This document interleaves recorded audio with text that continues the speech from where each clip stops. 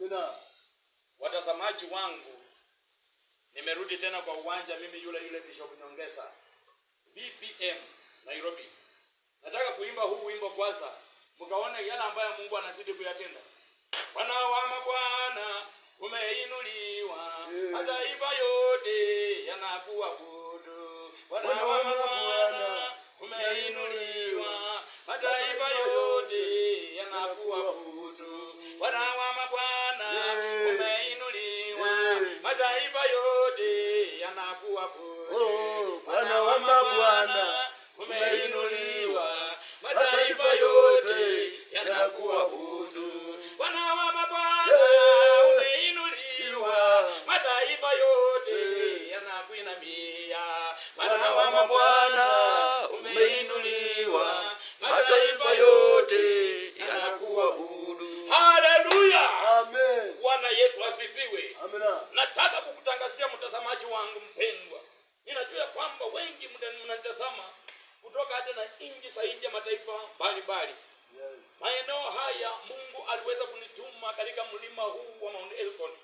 Maana najua watu wengi wanasikianga tu mlima wa Mount Elgon, lakini nataka kuambia ya kwamba huu ndio mlima wa Mount Elgon ambao Mungu ameuandaa. Angalia nyuma yangu, ninapokaa hivi nimelalia mlima kwa ajili ya kutafuta uso wa Mungu.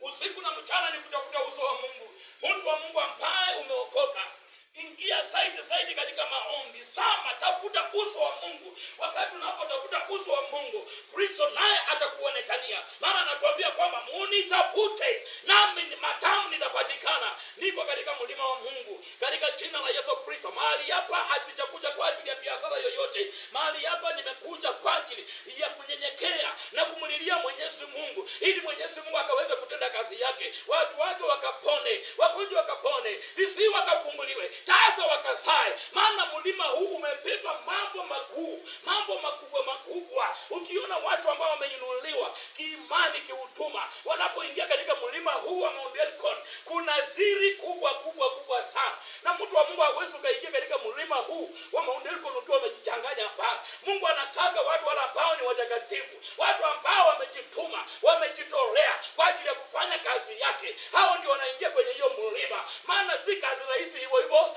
Mungu, Bwana Yesu asifiwe sana. Watu wa Mungu, ninawaambia ya kwamba kuna Mungu wa Israeli. Hata kama mambo yalisindikana namna gani, ukiingia kwenye mlima, Mungu anamaliza kila kitu. Mungu akamwambia Musa, akamwambia watu wana wa Israeli ya kwamba nikienda nitasema nini?